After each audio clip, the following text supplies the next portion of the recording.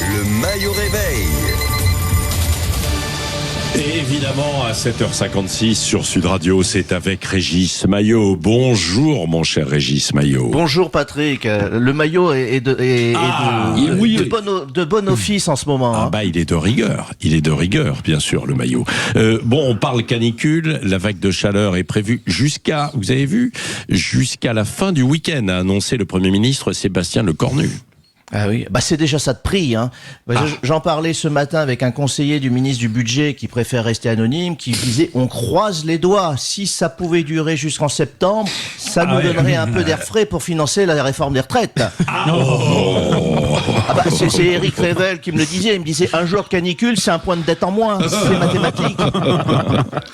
Hein, on dit beaucoup de mal du réchauffement climatique, mais c'est quand même le seul plan gouvernemental qui atteint ses objectifs de hausse, quoi. Bon, évidemment, Sébastien Lecornu va présider demain une réunion interministérielle justement consacrée à la canicule, mon cher Régis. Alors ça, c'est formidable. Le gars attend qu'on soit cuit à point pour allumer le four de la cellule de crise. Chez nous, les plans d'urgence arrivent toujours quand l'urgence se termine. C'est formidable, c'est très français. C'est-à-dire, à ce rythme-là, la prochaine réunion sur les inondations aura lieu en paddle, à mon avis. Bon, mais c'est vrai que depuis le début de la semaine, Régis, tous les politiques y vont de leurs petits conseils pour lutter contre la chaleur. Hein. Ah, ça c'est formidable. Hein. Tiens, on va commencer par le conseil de Sandrine Rousseau, qui nous dit n'utilisez plus le mot canicule, dites épisode thermique non genré. Conseil de Jean-Luc Mélenchon. Si vous avez chaud, c'est à cause du capitalisme. Si vous avez encore plus chaud, c'est à cause de l'extrême droite. Bah oui, évidemment. Le soleil est fasciste, c'est bien connu. Le conseil de Jordan Bardella. Pour retrouver la fraîcheur, rétablissons immédiatement les frontières parce que cette chaleur vient clairement du sud. évidemment.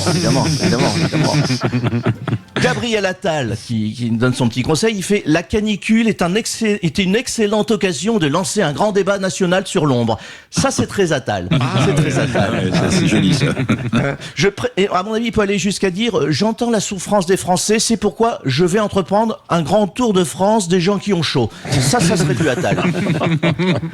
Raphaël Glucksmann, qui a réagi hier au JT de TF1, il a dit « Je ne suis pas encore candidat contre la chaleur, mais je n'exclus pas de l'être.